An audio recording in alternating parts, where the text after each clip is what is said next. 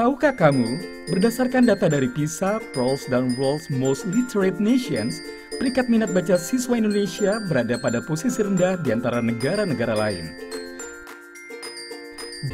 Melihat fakta tersebut, Kementerian Pendidikan dan Kebudayaan menerbitkan Permendikbud nomor 23 tahun 2015 tentang penumbuhan budi pekerti. Salah satu poin penting dalam peraturan tersebut adalah mewajibkan sekolah menyelenggarakan program 15 menit membaca buku non-teks pelajaran sebelum hari pembelajaran dimulai. Diharapkan melalui kegiatan ini, siswa terbiasa membaca buku setiap hari dan terbentuk budaya baca di sekolah. Lalu, apa saja yang bisa dilakukan dalam program 15 menit membaca buku non-teks pelajaran sebelum hari pembelajaran dimulai?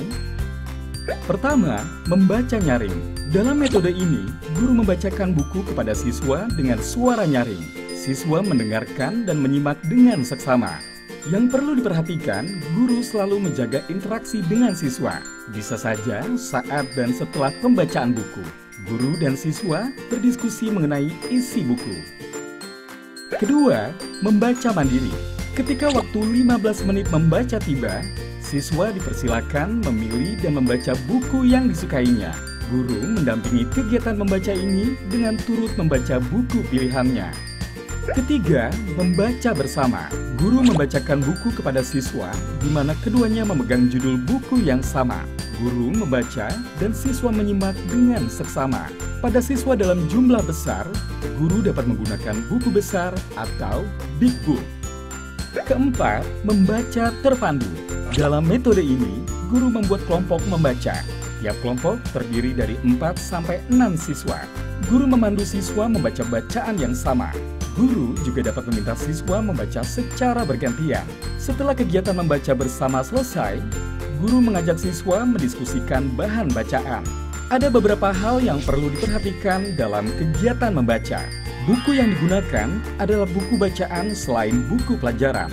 Siswa diperkenankan untuk membawa buku dari rumah. Kegiatan membaca berfokus pada sikap peserta didik dan bersifat memotivasi mereka. Kegiatan berlangsung dalam kondisi yang menyenangkan. Guru menjadi teladan membaca bagi siswa, sehingga guru turut membaca saat siswa membaca. Hal-hal yang biasa didiskusikan setelah membaca.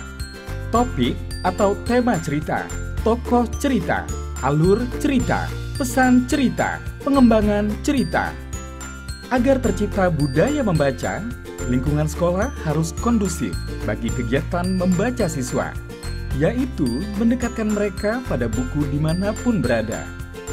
Sudut baca, lokasi berada di bagian belakang kelas. Menyediakan buku-buku fiksi dan non-fiksi. Dihiasi poster kampanye membaca.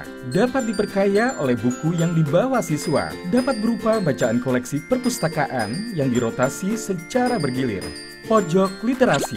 Dapat dibuat di kebun, halaman, kantin, koridor, area tunggu orang tua, serta area lain yang nyaman dan mudah dijangkau siswa. Dibuat aman dan menyenangkan dengan meja, kursi, dan atap. Koleksi buku dapat disimpan di rak beroda agar dapat dipindah-pindah dengan leluasa. Yuk, sukseskan program 15 menit membaca buku non-teks pelajaran sebelum waktu belajar dimulai setiap hari. Semoga gerakan ini menjadi momentum bagi siswa Indonesia untuk membiasakan diri membaca dan menjadikan membaca sebagai kegiatan yang menyenangkan.